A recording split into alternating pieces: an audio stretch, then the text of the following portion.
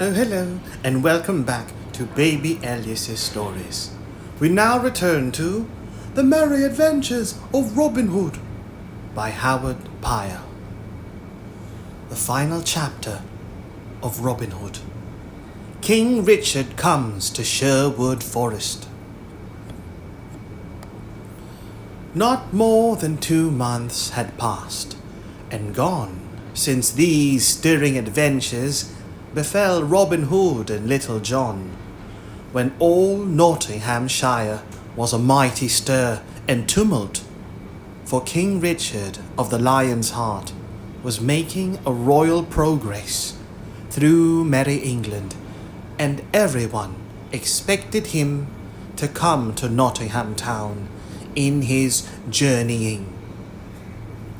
Messengers went riding back and forth between the sheriff and the king until at last the time was fixed upon when his majesty was to stop in Nottingham as the guest of his worship.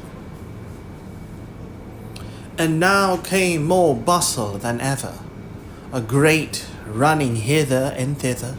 A rapping of hammers and a babble of voices sounded everywhere through the place, for the folk were building great arches across the streets, beneath which the king was to pass, and were draping these arches with silken banners and streamers of many colours.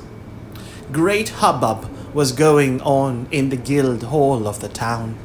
Also, for here a grand banquet was to be given to the king and the nobles of his train. And the best master carpenters were busy building a throne where the king and the sheriff were to sit at the head of the table, side by side. It seemed to many of the good folk of the place as if the day that should bring the king into the town would never come. But all the same it did come in its own season, and bright shone the sun down into the stony streets, which were all alive with a restless sea of people. On either side of the way, great crowds of town and country folk stood packed as close together as dried herring in a box, so that the sheriff's men, halberds in hands, could hardly press them back to leave space for the king's riding. "Take care whom thou pushest against," cried a great burly friar to one of these men. "Wouldest thou dig thine elbows into me, sirrah? By a lady of the fountain, and thou dost not treat me with more deference, I will crack thy knave's pate for thee, even though thou be one of the mighty sheriff's men."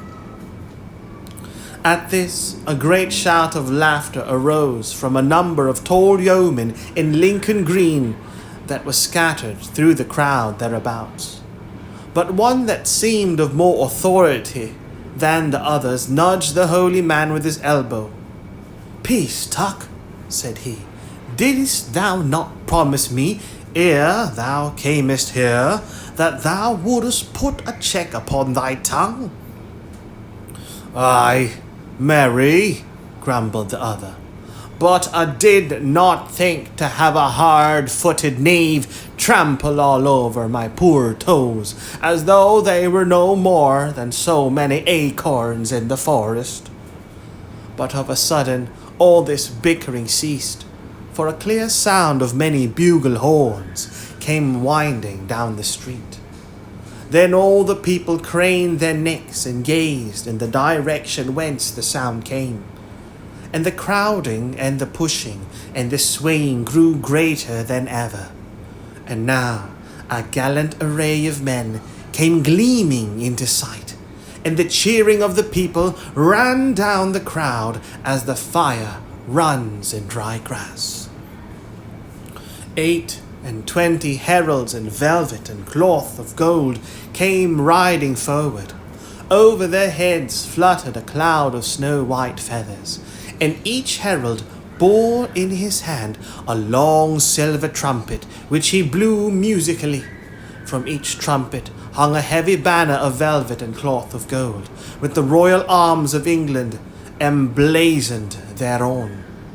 After these came riding 50 noble knights, 2 by 2, all fully armed, saving that their heads were uncovered. In their hands they bore tall lances, from the tops of which fluttered pennons of many colours and devices. By the side of each knight walked a page clad in rich clothes of silk and velvet, and each page bore in his hands his master's helmet, from which waved long, floating plumes of feathers. Never had Nottingham seen a fairer sight than those 50 noble knights, from whose armour the sun blazed in dazzling light as they came riding on their great war horses, with clashing of arms and jingling of chains. Behind the knights came the barons and the nobles of the mid-country, in robes of silk and cloth of gold, with golden chains about their necks and jewels at their girdles. Behind these again came a great array of men-at-arms, with spears and halberds in their hands, and in the midst of these 2 riders side by side. One of the horsemen was the Sheriff of Nottingham, in his robes of office. The other, who was a head taller than the Sheriff, was clad in a rich but simple garb, with a broad heavy chain about his neck. His hair and beard were like threads of gold, and his eyes were as blue as the summer sky. As he rode along, he bowed to the right hand and the left, and a mighty roar of voices followed him as he passed, for this was King Richard.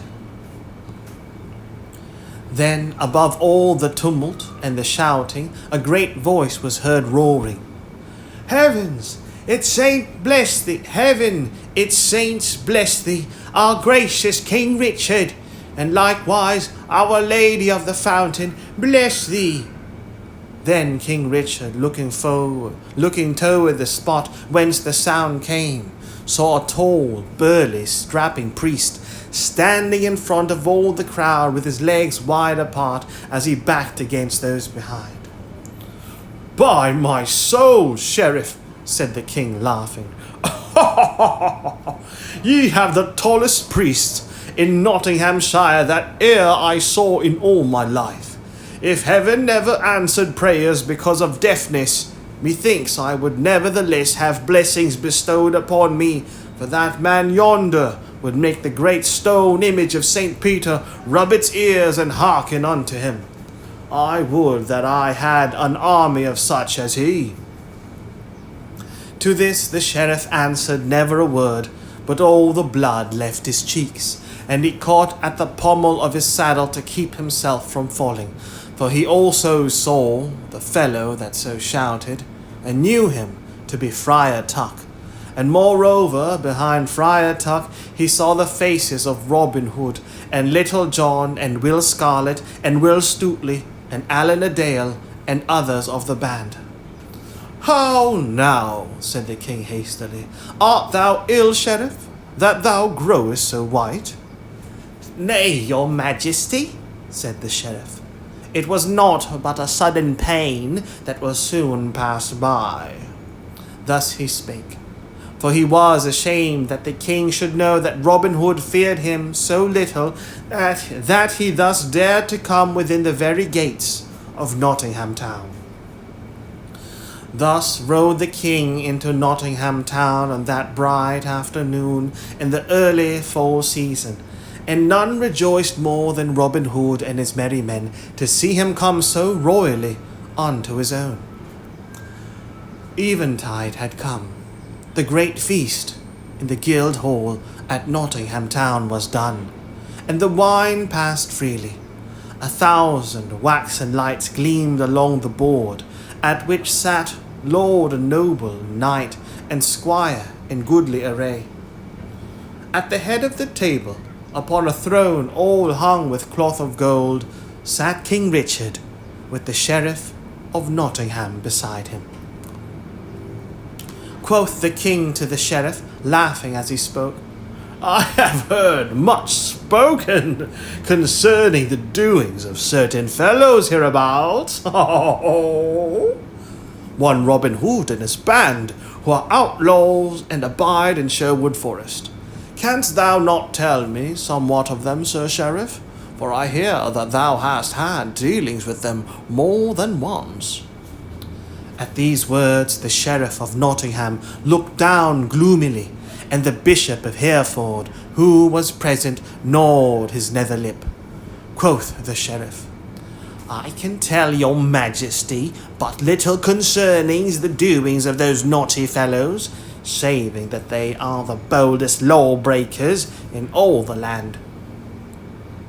Then up spake young Sir Henry of the Lee, a great favourite with the king, under whom he had fought in Palestine.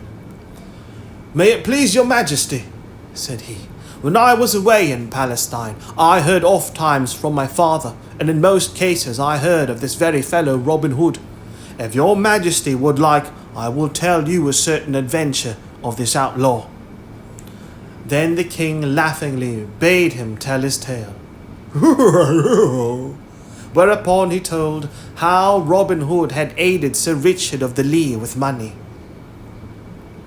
that he had borrowed from the Bishop of Hereford.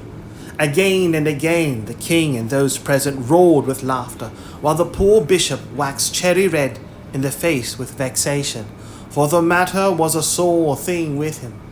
When Sir Henry of the Lee was done, others of those present, seeing how the king enjoyed this merry tale, told other tales concerning Robin and his merry men.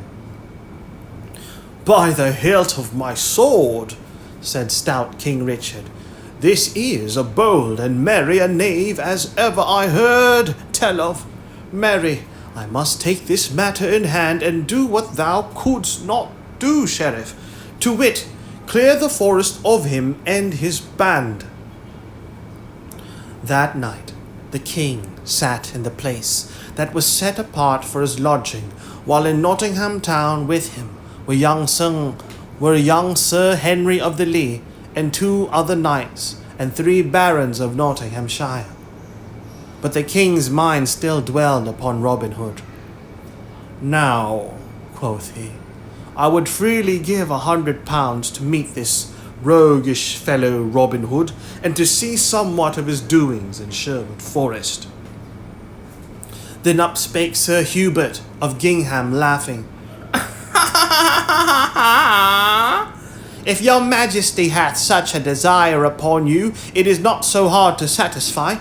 If your Majesty is willing to lose £100, I will engage to cause you not only to meet this fellow, but to feast with him in Sherwood. Marry, Sir Hubert, quoth the king, this pleaseth me well. But how wilt thou cause me to meet Robin Hood? Why thus, said Sir Hubert, let your Majesty and us here present put on the robes of 7 of the Order of Black Friars, and let your Majesty hang a purse of £100 beneath your gown. Then let us undertake to ride from here to Mansfield town tomorrow, and without I am much mistaken, we will both meet Robin Hood and dine with him before the day be past. I like thy plan, Sir Hubert, quoth the king merrily, and tomorrow we will try it and see whether there be virtue in it. So it happened that when early the next morning the sheriff came to where his liege lord was abiding, to pay his duty to him, the king told him what they had talked of the night before, and what merry adventure they were set upon undertaking that morning. But when the sheriff heard this, he smote his forehead with his fist. Alas, said he, what evil counsel is this that hath been given thee? O my gracious lord and king, you know not what you do. This villain that you thus go to seek hath no reverence either for king or king's laws. But did I not hear aright when I was told that this Robin Hood hath shed no blood since he was outlawed, saving only that of that vile Guy of Gisborne, whose death all honest men should thank him? Yea, your Majesty, said the sheriff, You have heard aright. Nevertheless. Then, quoth the king, breaking in on the sheriff's speech, what have I to fear in meeting him, having done him no harm? Truly there is no danger in this. But mayhap thou wilt go with us, Sir Sheriff? Nay, quoth the sheriff hastily, heaven forbid!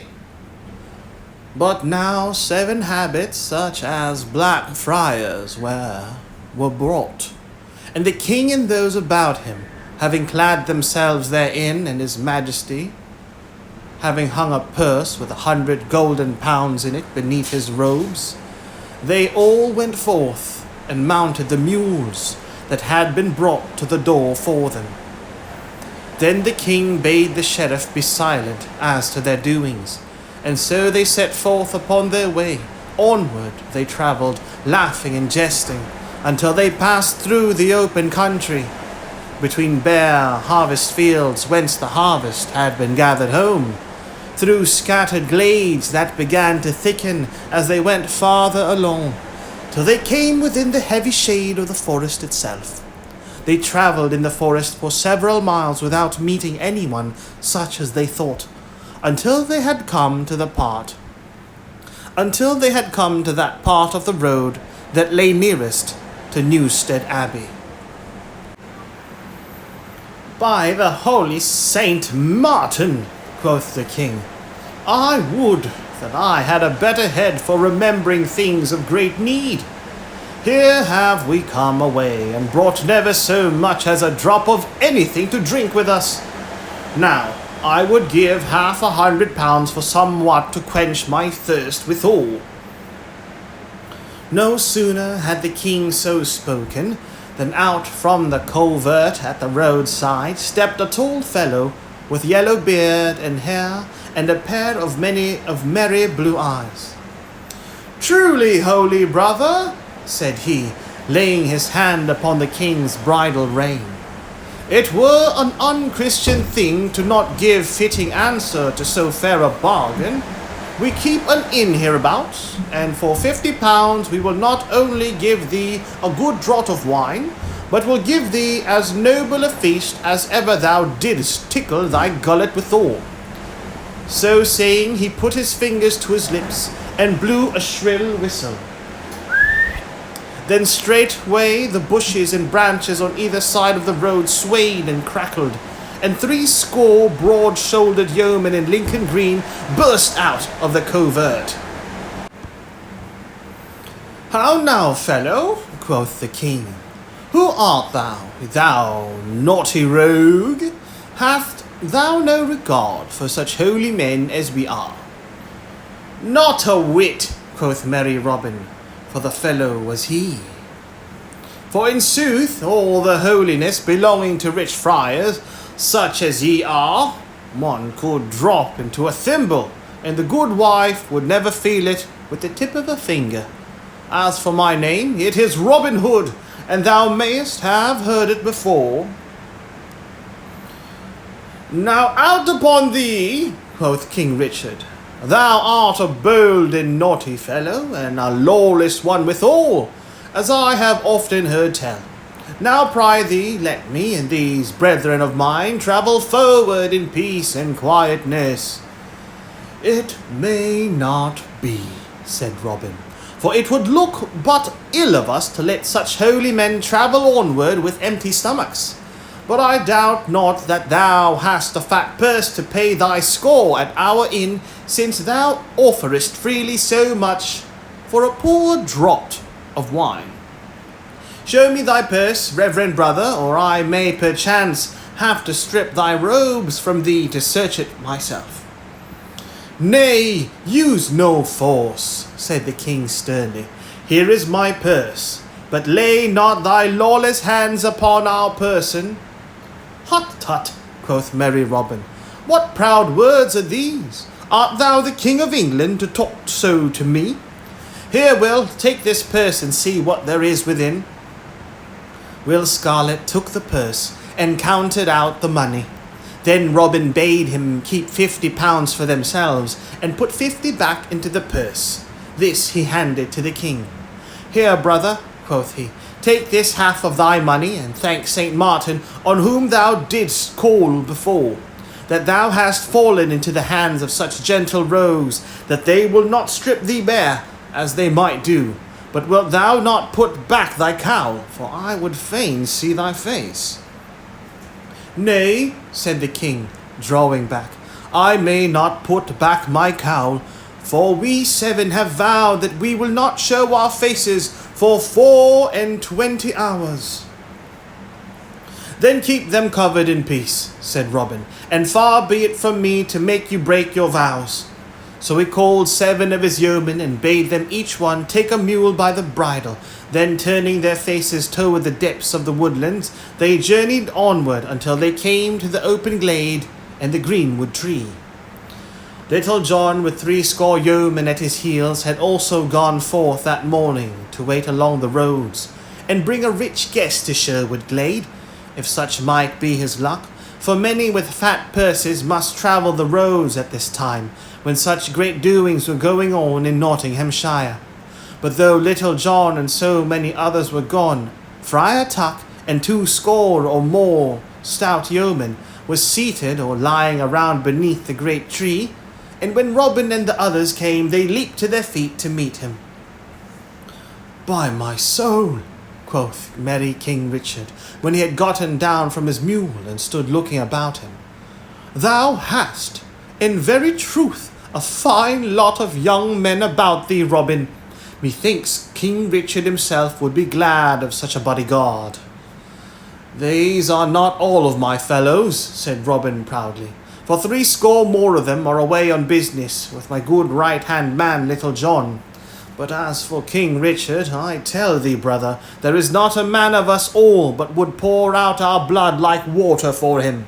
Ye churchmen cannot rightly understand our king, but we yeomen love him right loyally for the sake of his brave doings, which are so like our own. But now Friar Tuck came bustling up. Get ye good den, brothers, said he. I am right glad to welcome some of my cloth in this naughty place. Truly methinks these rogues of outlaws would stand but an ill chance were it not for the prayers of holy Tuck, who laboureth so hard for their well-being. Where he winked one eye slyly, and stuck his tongue into his cheek. Who art thou, mad priest? Said the king in a serious voice, albeit he smiled beneath his cowl. At this, Friar Tuck looked all around with a slow gaze. Look you now, quoth he. Never let me hear you say again that I am no patient man. Here is a knave of a friar calleth me a mad priest, and yet I smite him not. My name is Friar Tuck, fellow, the holy Friar Tuck. There, Tuck, said Robin, thou hast said enow. Prithee, cease thy talk and bring some wine. These reverend men are athirst, and sin they have paid so richly for their score, they must e'en have the best. Friar Tuck bridled at being so checked in his speech. Nevertheless, he went straight away to do Robin's bidding. So presently a great crock was brought, and wine was poured out for all the guests and for Robin Hood. Then Robin held his cup aloft. Stay, cried he, tarry in your drinking till I give you a pledge. Here is to good King Richard of great renown, and may all enemies to him be confounded. Then all drank the king's health, even the king himself. Methinks, good fellow, said he, thou hast drunk to thine own confusion. Never a whit, quoth merry Robin, for I tell thee that we of Sherwood are more loyal to our lord the king than those of thine order. We would give up our lives for his benefiting, while ye are content to lie snug in your abbeys and priories, let reign who will. At this the king laughed. Quoth he, perhaps King Richard's welfare is more to me than thou wottest of, fellow. But enough of that matter. We have paid well for our fare, so canst thou not show us some merry entertainment? I have oft heard that ye are wondrous archers. I have oft heard that ye are wondrous archers. Wilt thou not show us somewhat of your skill? With all my heart, said Robin. We are always pleased to show our guests all the sport that is to be seen. As Gaffer Swanthold saith, 'tis a hard heart that will not give a caged starling of the best.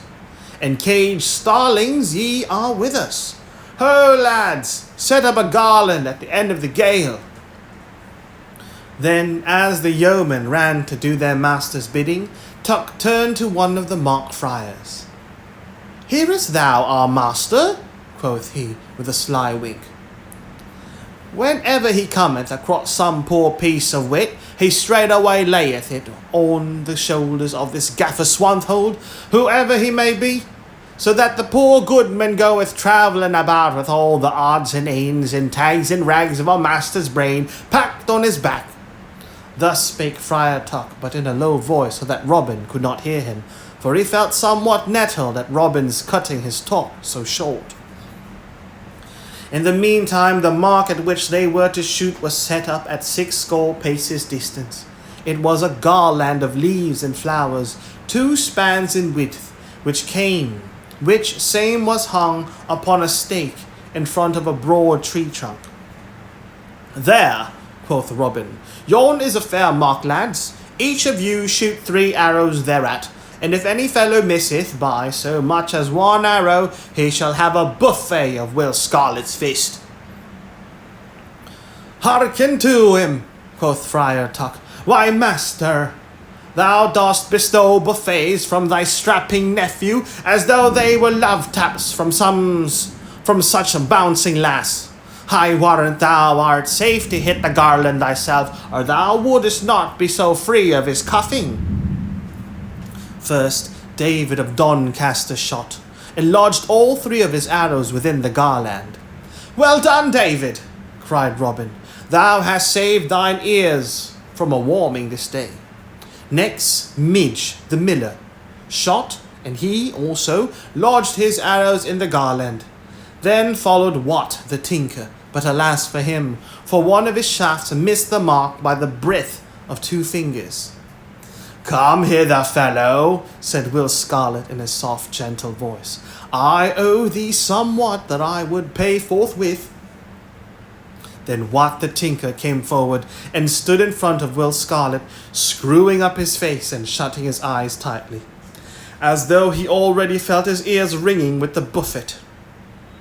Will Scarlet rolled up his sleeves, and standing on tiptoe to give the greater swing to his arm, he struck with might and main. Woof! Came his palm against the tinker's head, and down went stout Wat to the grass, heels over head, as the wooden image at the fair goes down when the skilful player throws a cudgel at it. Then, as the tinker sat up upon the grass, rubbing his ear and winking and blinking at the bright stars that danced before his eyes, the yeoman roared with mirth till the forest rang. As for King Richard, he laughed till the tears ran down his cheeks. Thus the band shot, each in turn, some getting off scot-free, and some winning a buffet that always sent them to the grass. And now, last of all, Robin took his place, and all was hushed as he shot. The first shaft he shot split a piece from the stake on which the garland was hung. The second lodged within an inch of the other. By my halidom, said King Richard to himself, I would give £1,000 for this fellow to be one of my guard. And now for the 3rd time Robin shot, but alas for him, the arrow was ill-feathered, and wavering to one side, it smote an inch outside the garland. At this a great roar went up, those of the yeomen who sat upon the grass rolling over and shouting with laughter. Never before had they seen their master so miss his mark. But Robin flung his bow upon the ground with vexation. Now out upon it, cried he. That shaft had an ill feather to it, for I felt it as it left my fingers. Give me a clean arrow, and I will engage to split the wand with it. At these words the yeoman laughed louder than ever. Nay, good uncle, said Will Scarlet in his sweet, soft voice, thou hast had thy fair chance, and hast missed thine aim out and out. I swear the arrow was as good as any that hath been loosed this day. Come hither, I owe thee somewhat, and would fain pay it. Go, good master, roared Friar Tuck, and may my blessings go with thee. Thou hast bestowed these love taps of Will Scarlet's with great freedom. It were pity, and thou gottest not thine own share. It may not be, said merry Robin. I am king here, and no subject may raise hand against the king. But even our great King Richard may yield to the holy Pope without shame, and even take a tap from him by way of penance. Therefore I will yield myself to this holy friar, who seemeth to be one in authority, and will take my punishment from him. Thus saying, he turned to the king. I pry thee, brother, wilt thou take my punishing into thy holy hands? With all my heart, quoth merry King Richard, rising from where he was sitting. I owe thee somewhat for having lifted a heavy weight of 50 pounds from my purse. So make room for him on the green lands. And thou makest me tumble, quoth Robin. I will freely give thee back thy 50 pounds, but I tell thee, brother, if thou makest me not feel grass all along my back, I will take every farthing thou hast for thy boastful speech. So be it, said the king. I am willing to venture it. Therefore he rolled up his sleeves and showed an arm that made the yeoman stare. But Robin, with his feet wide apart, stood firmly planted, waiting the other, smiling. Then the king swung back his arm, and balancing himself a moment, he delivered a buffet at Robin that fell like a thunderbolt. Down went Robin headlong upon the grass, for the stroke would have felled a stone wall. Then how the yeomen shouted with laughter till their sides ached, for never had they seen such a buffet given in all their lives. As for Robin, he presently sat up and looked all around him, as though he had dropped from a cloud, and had lit in a place he had never seen before. After a while, still gazing about him at his laughing yeoman, he put his fingertip softly to his ear, and felt all around it tenderly. Will Scarlet, said he, count this fellow out his 50 pounds. I want nothing more either of his money or of him. A murrain seize him and his buffeting. I would that I had taken my dues from thee, for I verily believe he hath deafened mine ear from ever hearing again.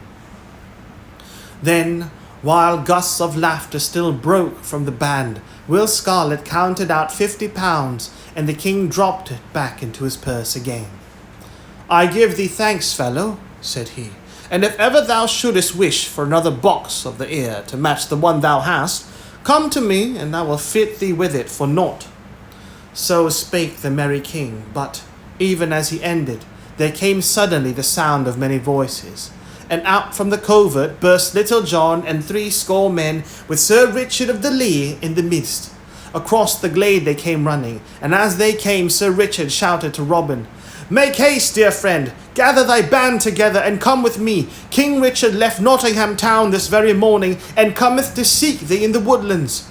I know not how he cometh, for it was but a rumour of this that reached me. Nevertheless, I know that it is the truth. Therefore hasten with me.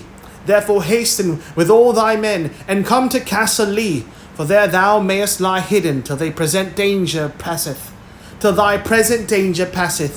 Who are these strangers that thou hast with thee? Why, quoth merry Robin, rising from the grass, these are certain gentle guests that came with us from the high road over Newstead Abbey. I know not the names, but I have become right well acquainted with this lusty rogue's palm this morning. Marry, the pleasure of this acquaintance hath dost me a deaf ear and 50 pounds to boot.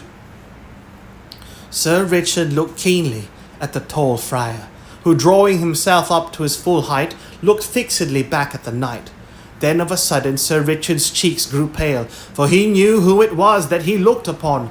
Quickly he leaped from off his horse's back and flung himself upon his knees before the other. At this the king, seeing that Sir Richard knew him, threw back his cowl, and all the yeomen saw his face and knew him also. For there was not one of them but had been in the crowd in the good town of Nottingham, and had seen him riding side by side with the sheriff. Down they fell upon their knees, nor could they say a word. Then the king looked all around right grimly, and last of all his glance came back and rested again upon Sir Richard of the Lee. "How is this, Sir Richard?" said he sternly. "How darest thou step between me and these fellows? And how darest thou offer thy knightly castle of the Lear for a refuge to them? Wilt thou make it a hiding place for the most renowned outlaws in England?" Then Sir Richard of the Lear raised his eyes to the king's face. "Far be it from me," said he, "to do aught that could bring your majesty's anger upon me. Yet sooner would I face your majesty's wrath. Than suffer aught of harm that I could stay to fall upon Robin Hood and his band. For to them I owe my life, honour, everything. Should I, then, desert him in his hour of need?" Ere the knight had done speaking, one of the mock friars that stood near the king came forward and knelt beside Sir Richard, and throwing back his cowl, showed the face of young Sir Henry of the Lear. Then Sir Henry grasped his father's hand and said, "Here kneels one who hath served thee well, King Richard, and, as thou knowest, hath stepped between thee and death in Palestine. Yet I do abide by my dear father, and here I say also that I would freely give shelter to this noble outlaw Robin Hood, even though it brought thy wrath upon me, for my father's honour and my father's welfare are as dear to me as mine own." King Richard looked from one to the other of the kneeling knights, and at last the frown faded from his brow, and a smile twitched at the corners of his lips. "Marry, Sir Richard," quoth the king, "thou art a bold-spoken knight, and thy freedom of speech weigheth not heavily against thee with me. This young son of thine taketh after his sire both in boldness of speech and of deed, for as he saith, he stepped one time betwixt me and death. Wherefore I would pardon thee for his sake, even if thou hadst done more than thou hast. Rise, all of you, for ye shall suffer no harm through me this day, for it were pity that her merry time should end in a manner as to mar its joyousness." Then all rose, and the knight beckoned Robin Hood to come to him. "How now," quoth he, "is thine ear still too deaf to hear me speak?" "Mine ears would be deafened in death ere they would cease to hear your majesty's voice," said Robin. "As for the blow that your majesty struck me, I would say that though my sins are haply many, methinks they have been paid up in full thereby." "Thinkest thou so?" said the king with somewhat sternness in his voice. Now I tell thee that but for three things, to wit, my mercifulness, my love for a stout woodsman, and the loyalty thou hast avowed for me, thine ears, mayhap, might have been more tightly closed than ever a buffet from me could have shut them. Talk not lightly of thy sins, good Robin, but come, look up. Thy danger is past, for hereby I give thee and all thy band free pardon. But in sooth, I cannot let you roam the forest as ye have done in the past. Therefore I will take thee at thy word, when thou didst say that thou wouldest give thy service to me, and thou shalt go back to London with me. We will take that bold knave Little John also, and likewise thy cousin Will Scarlet and thy minstrel, Allan a Dale. As for the rest of thy band, we will take their names and have them duly recorded as royal rangers, for methinks it were wiser to have them changed to law-abiding caretakers of our deer in Sherwood than to leave them to run at large as outlawed slayers thereof. But now, get a feast ready. I would see how ye live in the woodlands." So Robin bade his men make ready a grand feast, Straightway great fires were kindled and burned brightly, at which savoury things roasted sweetly. While this was going forward, the king bade Robin call Allan a Dale, for he would hear him sing. So word was passed for Allan, and presently he came bringing his harp. "Marry," said King Richard, "if thy singing match thy looks, it is fair enough. Prithee, strike up a ditty, and let us have a taste of thy skill." Then Allan touched his harp lightly, and all words were hushed, while he sang thus. "Oh, where hast thou been, my daughter? Oh, where hast thou been this day? Daughter, my daughter. Oh, I have been to the river side, where the waters lie all grey and wide, and the grey sky broods o'er the laden tide, and the shrill wind sigh a straining. What sawest thou there, my daughter? What sawest thou there this day? Daughter, oh my daughter, oh I saw a boat come drifting nigh, where the quivering rushes hiss and sigh, and the water soughs as it gurgles by, and the shrill wind sighs a straining. What sailed in the boat, my daughter? What sailed in the boat this day? Daughter, oh my daughter, oh there was one all clad in white, and about his face hung a pallid light, and his eyes gleamed sharp like the stars at night, and the shrill wind sighed a straining. And what said he, my daughter? What said he to thee this day? Daughter, my daughter. Oh, he said he not, but did he this? Thrice on my lips did he press a kiss, and my heartstrings shrunk with an awful bliss, and the shrill wind sighed a straining. Why growest thou so cold, my daughter? Why growest thou so cold and white? Daughter, my daughter. Oh, never a word the daughter said, but she sat all straight with a drooping head, for her heart was stilled and her face was dead, and the shrill wind sighed a straining. All listened in silence, and when Allan a Dale had done, King Richard heaved a sigh. "By the breath of my body, Allan," quoth he, "thou hast such a wondrous sweet voice, that it strangely moves my heart. But what doleful ditty is this for the lips of a stout yeoman?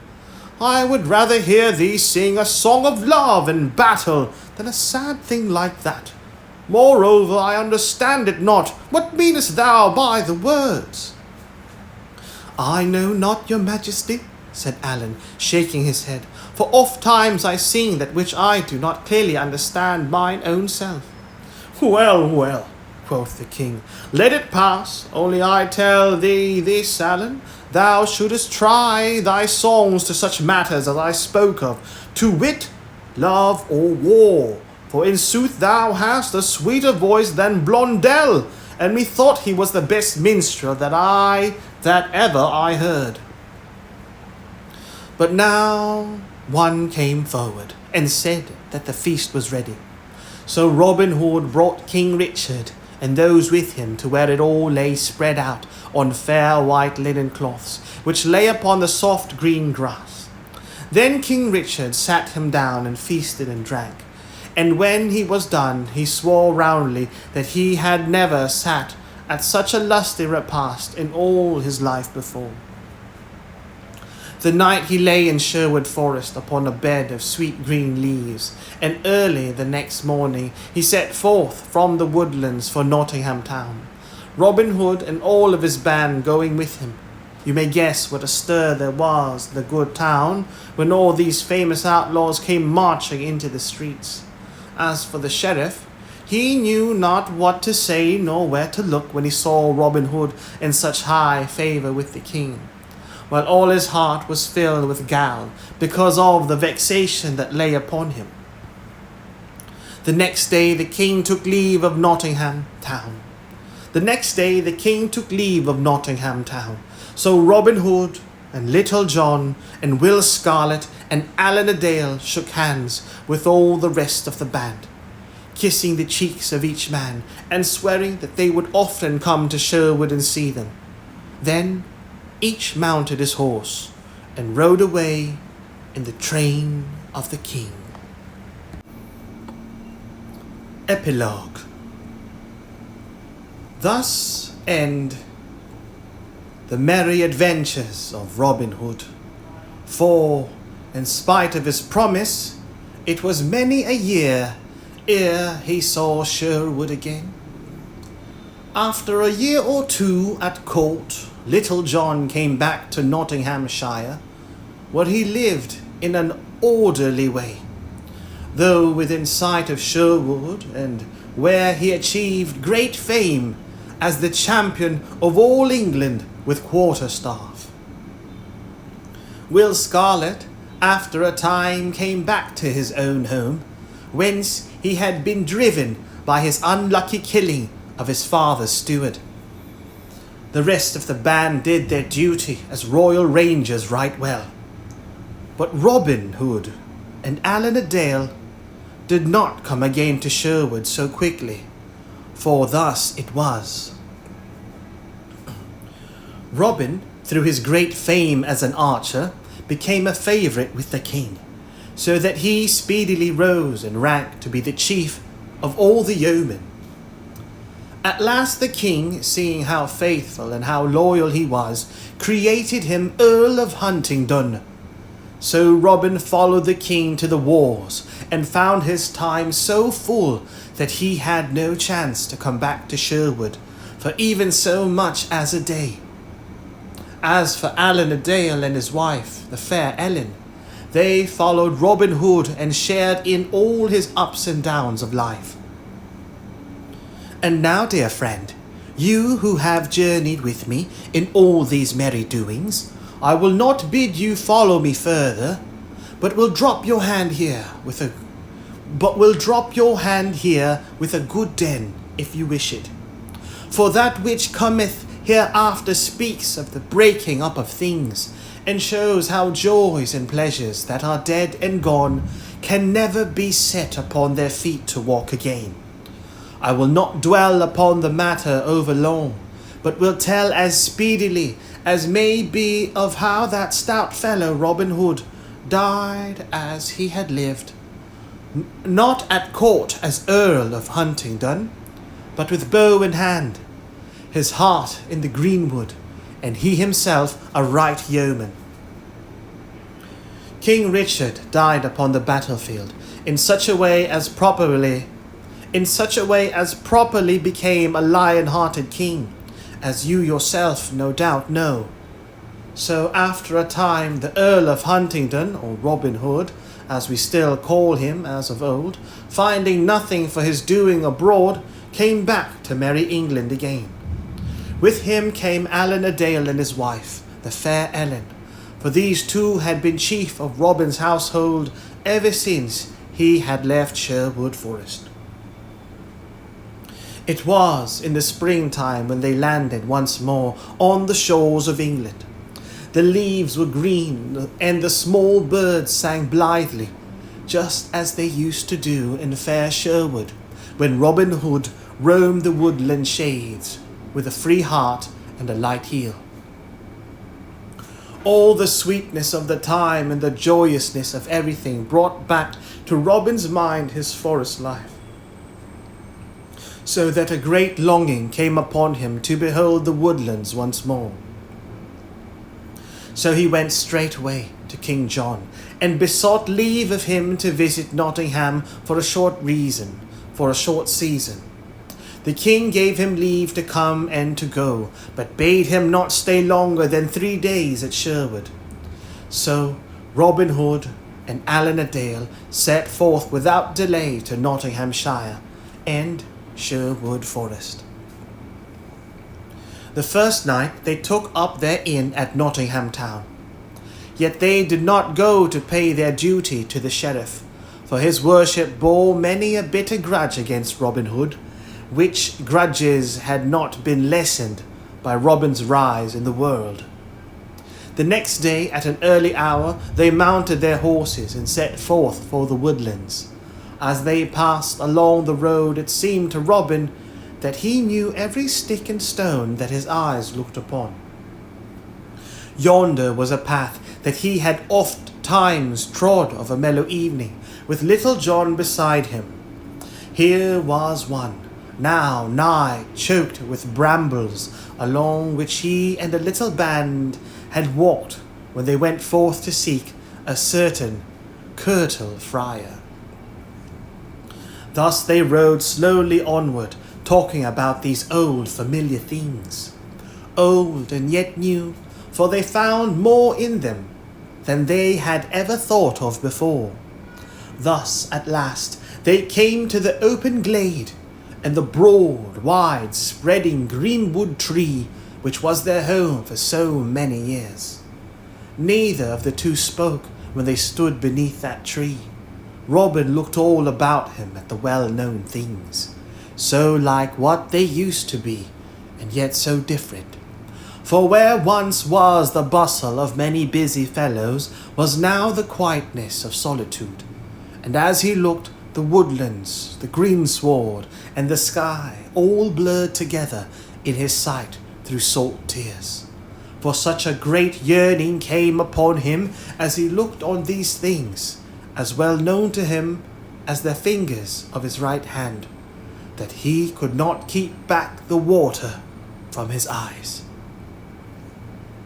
That morning he had slung his good old bugle horn over his shoulder, and now with the yearning came a great longing to sound his bugle once more. He raised it to his lips. He blew a blast. Tirila, lirila. The sweet clear notes went winding down the forest paths, coming back again from the more distant bosky shades and faint echoes of sound. Tirila, lirila, tirila, lirila, till it faded away and was lost.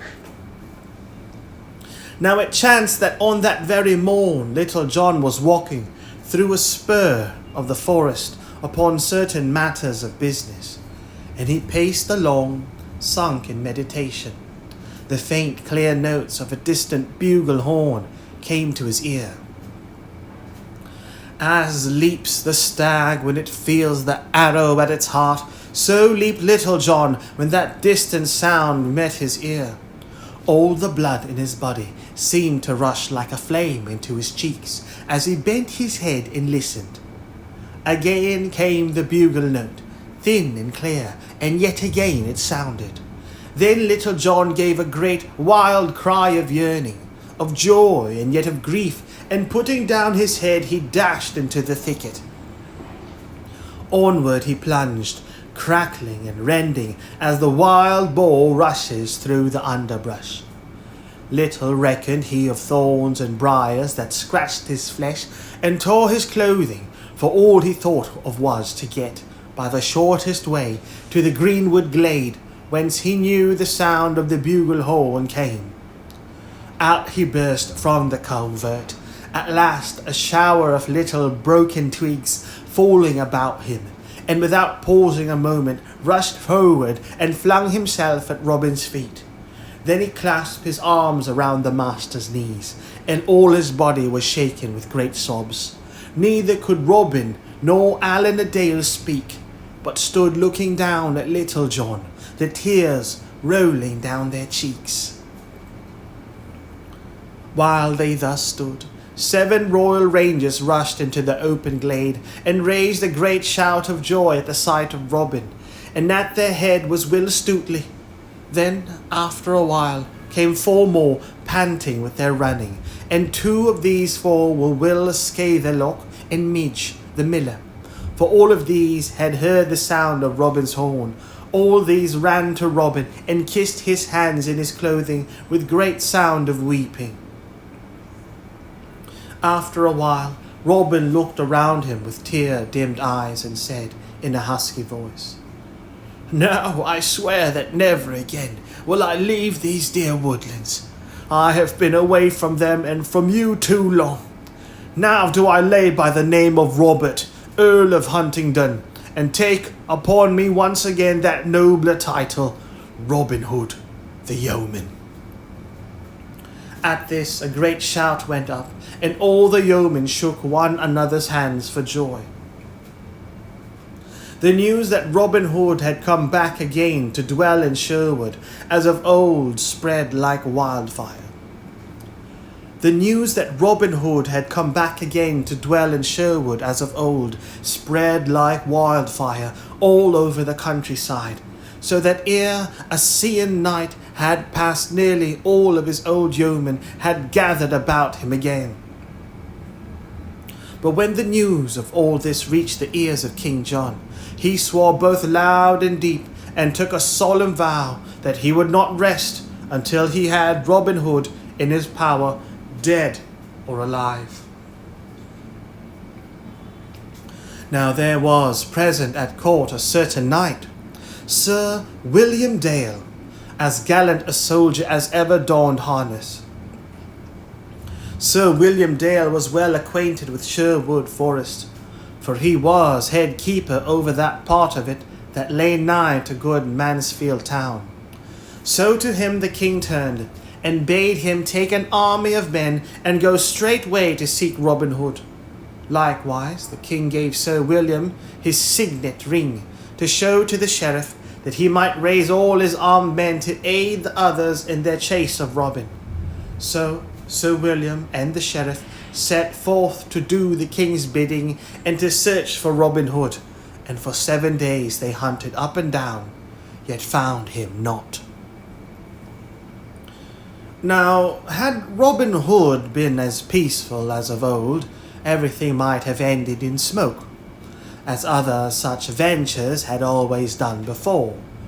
But he had fought for years under King Richard, and was changed from what he used to be.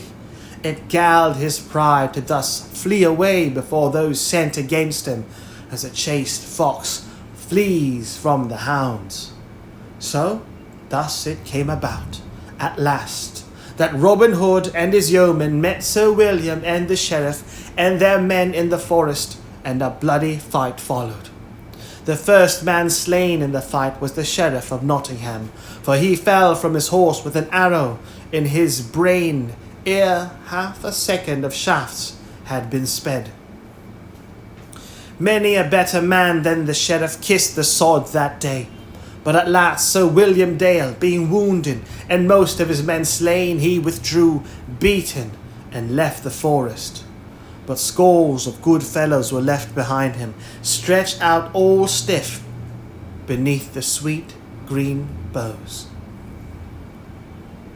But though Robin Hood had beaten off his enemies in fair fight, all this lay heavily upon his mind, so that he brooded over it until a fever seized upon him. For 3 days it held him, and though he strove to fight it off, he was forced to yield at last. Thus it came that, on the morning of the 4th day, he called Little John to him, and told him that he could not shake the fever from him, and that he would go to his cousin, the prioress of the nunnery near Kirklees in Yorkshire, who was a skilful leech, and he would have her open a vein in his arm and take a little blood from him for the bettering of his health.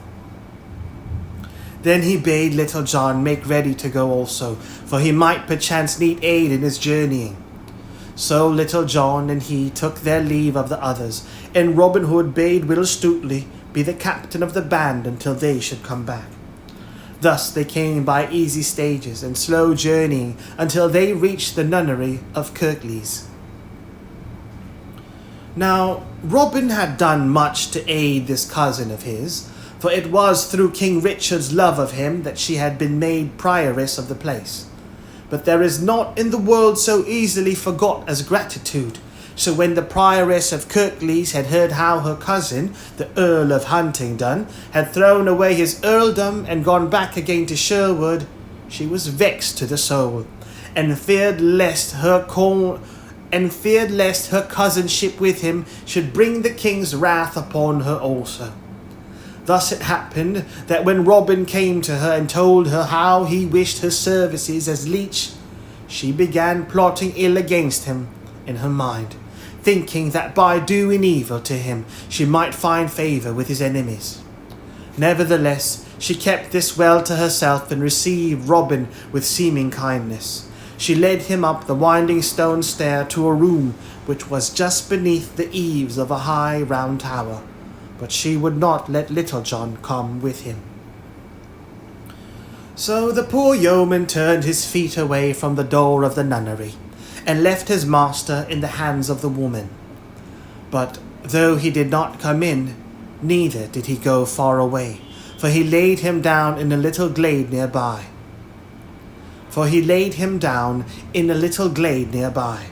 Where he could watch the place that Robin abided, like some great faithful dog turned away from the door where his master has entered.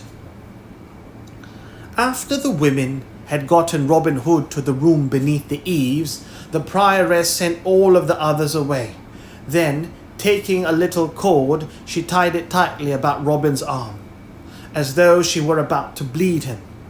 And so she did bleed him, but the vein she opened was not one of those that lie close and blue beneath the skin. Deeper she cut than that, for she opened one of those veins through which the bright red blood runs leaping from the heart. Of this Robin knew not, for though he saw the blood flow, it did not come fast enough to make him think that there was anything ill in it. Having done this vile deed, the prioress turned and left her cousin, locking the door behind her. All that livelong day the blood ran from Robin Hood's arm, nor could he check it, though he strove in every way to do so. Again and again he called for help, but no help came, for his cousin had betrayed him, and Little John was too far away to hear his voice. So he bled and bled until he felt his strength slipping away from him. Then he arose, tottering and burying himself up by the palms of his hand against the wall. He reached his bugle horn at last. Thrice he sounded it, but weakly and faintly, for his breath was fluttering through sickness and loss of strength. Nevertheless, Little John heard it, where he lay in the glade, and with a heart all sick with dread, he came running and leaping toward the nunnery. Loudly he knocked at the door, and in a loud voice shouted for them to let him in, but the door was of massive oak, strongly barred and studded with spikes, so they felt safe, and bade Little John begone. Little John's heart was mad with grief and fear for his master's life. Wildly he looked about him, and his sight fell upon a heavy stone mortar, such as 3 men could not lift nowadays.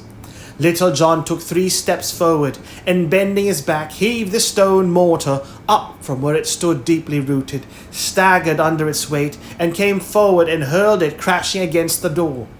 In burst the door, and away fled the frightened nuns, shrieking at his coming. Then Little John strode in, and never a word said he, but up the winding stone steps he ran, till he reached the room wherein his master was. Here he found the door locked also, but putting his shoulder against it, he burst the locks as though they were made of brittle ice. There he saw his own dear master leaning against the grey stone wall, his face all white and drawn, and his head swaying to and fro with weakness. Then with a great wild cry of love and grief and pity, Little John leaped forward and caught Robin in his arms. Up he lifted him as a mother lifts her child, carrying him to the bed, laid him tenderly thereon. And now the prioress came in hastily, for she was frightened at what she had done, and dreaded the vengeance of Little John and the others of the band. Then she stanched the blood by the cunning bandages, so that it flowed no more. All the while Little John stood grimly by, and after she had done, he sternly bade her to be gone, and she obeyed, pale and trembling. Then, after she had departed, Little John spake cheering words, laughing loudly, and saying that all this was a child's fright, and that no stout yeoman would die at the loss of a few drops of blood. Why, quoth he, give thee a seeing night, and thou wilt be roaming the woodlands as boldly as ever. But Robin Hood shook his head and smiled faintly where he lay. Mine own dear Little John, whispered he, heaven bless thy kind, rough heart. But dear friend, we will never roam the woodlands together again. Aye, but we will, quoth Little John loudly. I say again, out upon it, who dares say that any more harm shall come upon thee? Am I not by? Let me see who dares touch. Here he stopped of a sudden, for his words choked him. At last he said in a deep, husky voice, Now, if aught of harm befalls thee because of this day's doings, I swear by St. George that the red cock shall crow over the roof tree of this house, for the hot flames shall lick every crack and cranny thereof. As for these women, here he ground his teeth, it will be an ill day for them. But Robin Hood took Little John's rough brown fist in his white hands, and chid him softly in his low weak voice, asking him since what time Little John had thought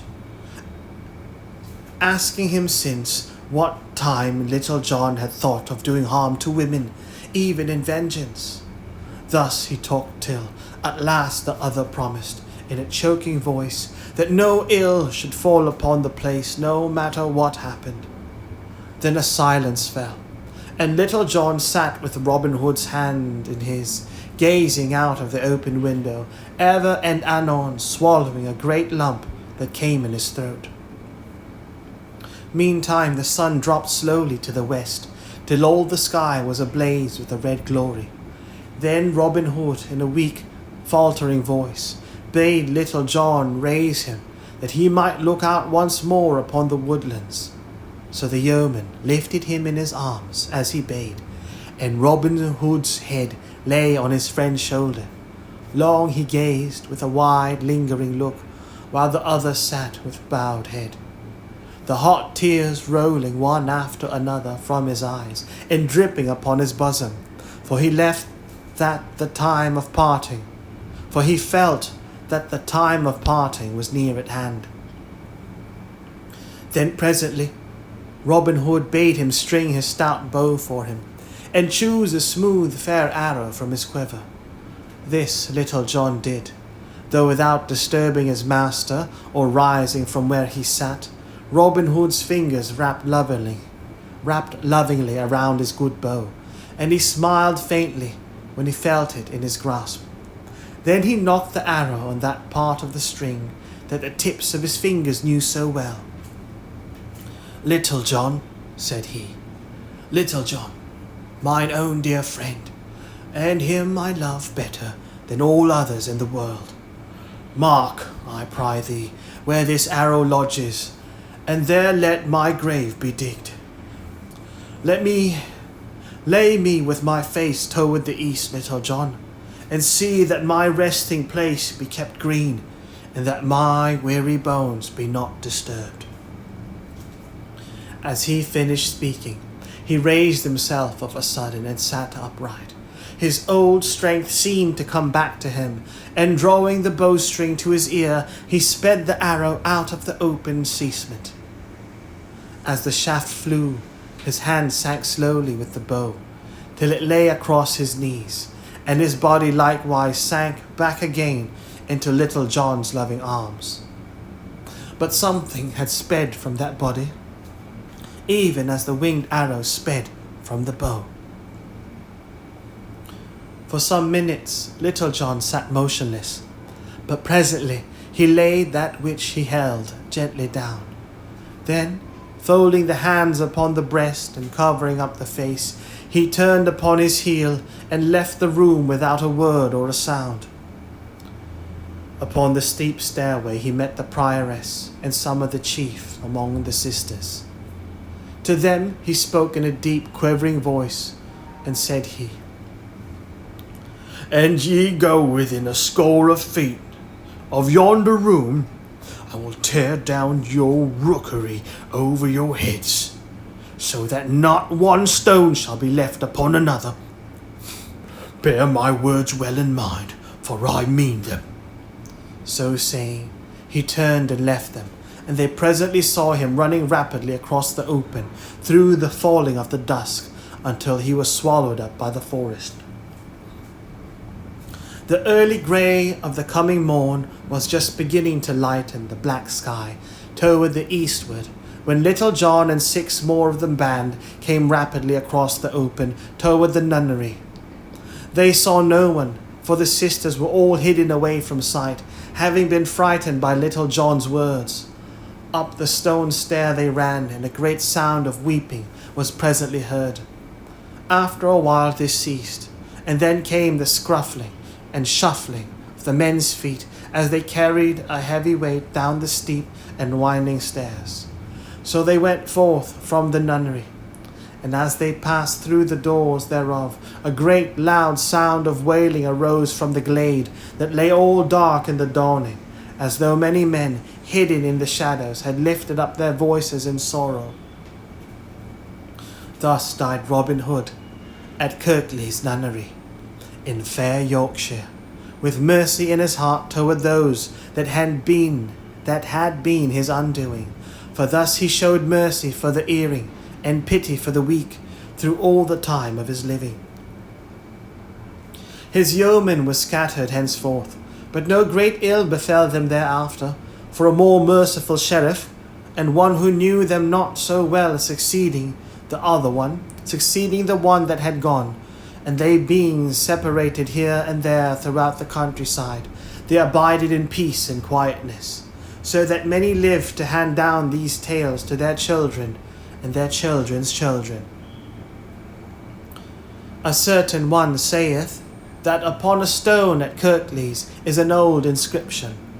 This I give in the ancient English in which it was written, and thus it runs.